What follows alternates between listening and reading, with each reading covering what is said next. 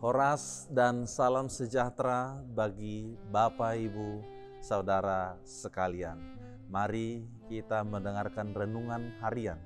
Hari ini Sabtu 25 September 2021. Sebelumnya kita bernyanyi.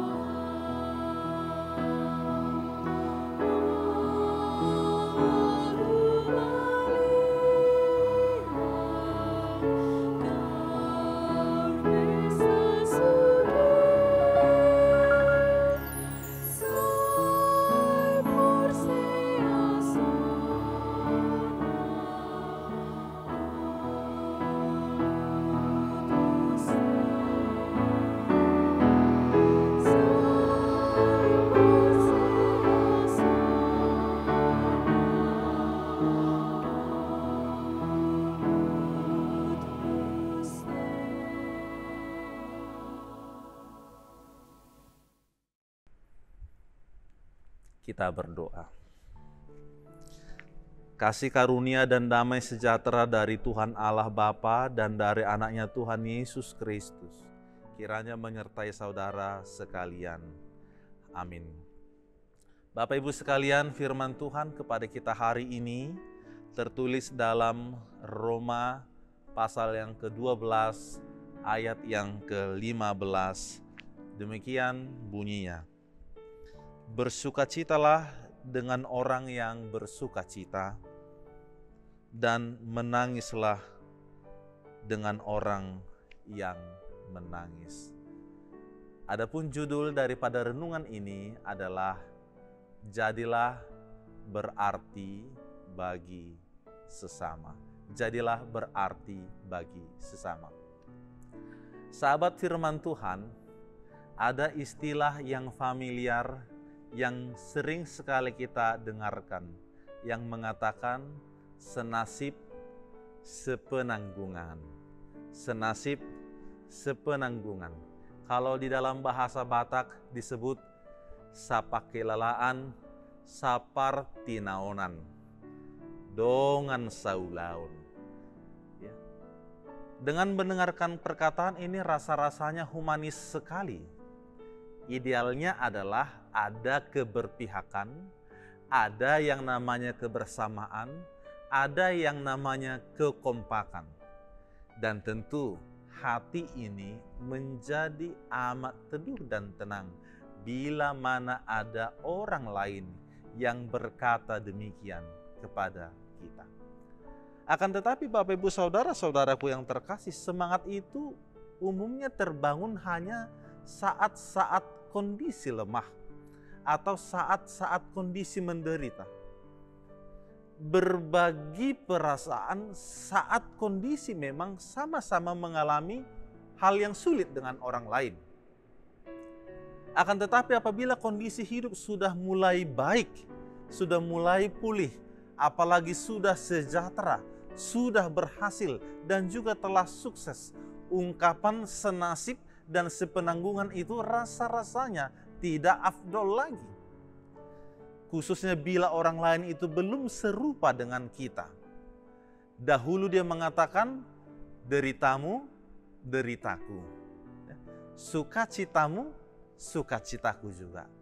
Tetapi setelah semuanya berubah, maka perkataan juga menjadi berubah. Deritamu, derita lo. Deritamu, sukacitaku. Ada perubahan, ini yang mau dimaksud. Semua justru membangun tembok-tembok pemisah. Bila penting, kita menjadi pura-pura tidak kenal dengan orang yang masih belum sama kehidupannya dengan kita. Jangankan hidup yang saling berbagi rasa. Tahu orang lain lebih hebat pun terkadang kita masih banyak yang sirik, yang tidak suka. Nah, firman ini ingin mengikat persekutuan kita sebagai orang-orang Kristen, orang-orang percaya di dalam kasih Kristus. Paulus bermaksud tidak baik kalau hidup manusia, hidup para pengikutnya itu hanya mementingkan diri sendiri. Oh, itu tidak bagus. Paulus bermaksud bahwa tidak baik juga kehidupan orang Kristen itu yang tertawa di atas penderitaan daripada orang lain. Tetapi kepada kita diajak untuk menempatkan diri dengan tepat di tengah keadaan sukacita maupun di dalam keadaan duka cita. Nah, di sini Paulus telah membuktikannya, di mana sesama jemaat harus saling peduli, harus saling hidup di dalam kasih, harus saling mendahului dalam memberi hormat, saling membantu, dan juga saling menyalurkan berkat.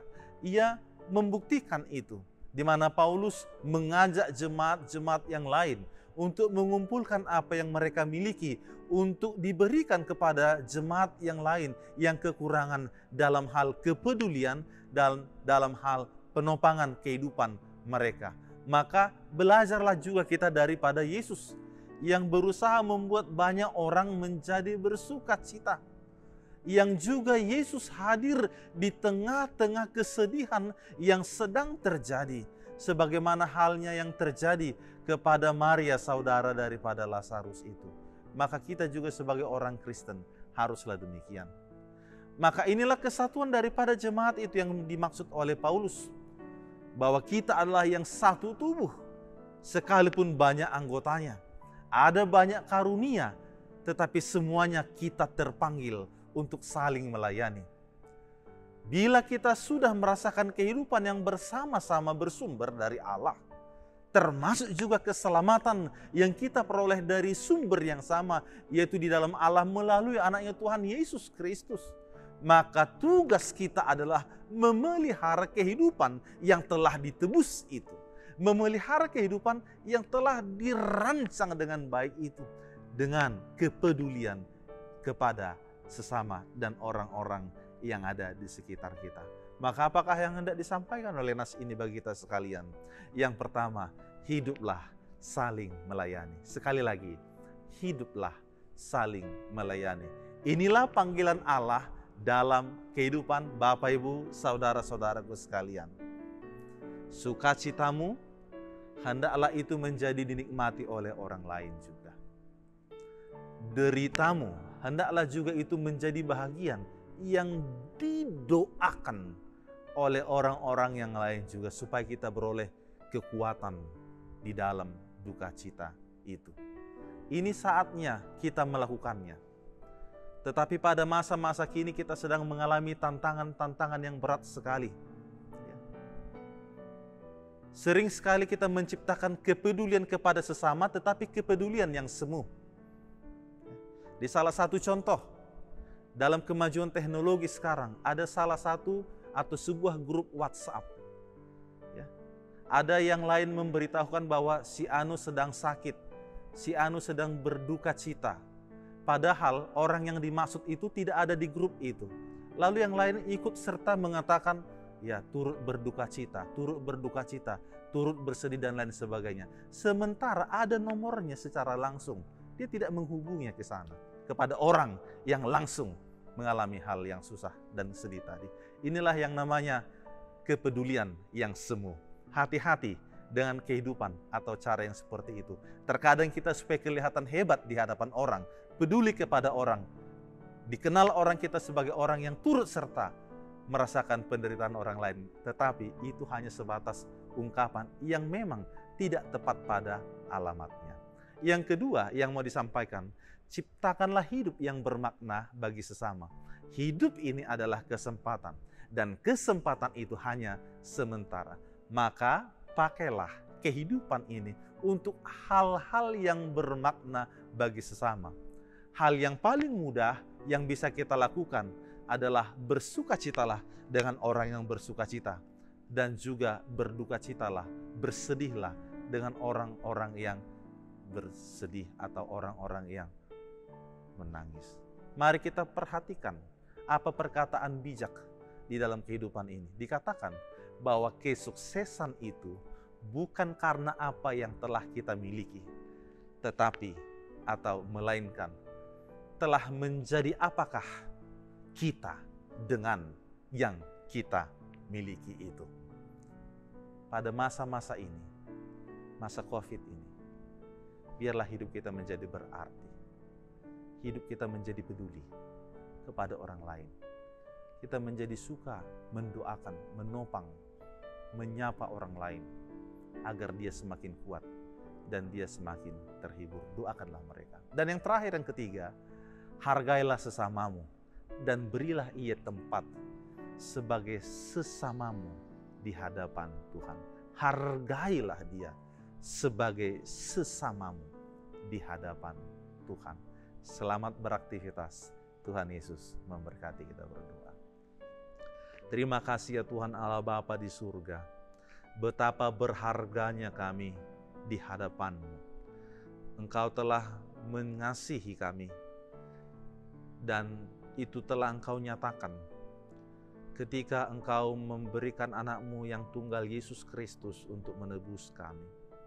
Bahkan hingga pada saat ini juga kami merasakan pemeliharaan-Mu, sehingga pada hari ini kami dapat menikmati kehidupan, kami dapat menikmati sukacita, dan semuanya itu adalah karena kasih kemurahan-Mu. Maka terpujilah Engkau ya Tuhan Allah Bapa kami yang di surga. Ajarlah kami untuk senantiasa menghitung segala pemberian anugerah yang Tuhan nyatakan dalam kehidupan ini. Sehingga semuanya itu dapat kami pakai untuk melayani Tuhan dan juga melayani sesama. Firman-Mu pada hari ini mengutus kami agar membawa hidup ini menjadi berarti bagi sesama. Peduli terhadap sesama. Bagi mereka yang sedang bersukacita. Terlebih-lebih bagi mereka yang sedang berduka cita, yang sedang di dalam kelemahan, yang sedang di dalam ketakutan, yang sedang di dalam kebimbangan. Biarlah kehidupan kami Engkau utus untuk hadir kepada mereka, menjadi alat Tuhan, membawa penghiburan, kekuatan bagi mereka sekalian.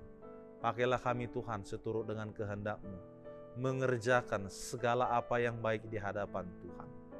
Terkhusus kepada saudara-saudara kami, bila mana ada dari antara mereka yang sedang bergumul, yang sedang sakit, yang sedang lemah, yang sedang menghadapi banyak sekali beban pikiran. Ya Tuhan, jangan biarkan mereka terjatuh di bawah tekanan persoalan kehidupan itu. Tetapi kuatkanlah mereka, mampukan mereka. Bersama Yesus, kami pasti sanggup dan kami pasti menang. Hari ini akan kami melakukan banyak aktivitas, maka tuntun dan berkati jugalah kami. Ajak juga kami untuk mempersiapkan hati dan diri kami untuk mengikuti peribadahan kami pada minggu besok di dalam gereja-Mu ataupun secara live streaming.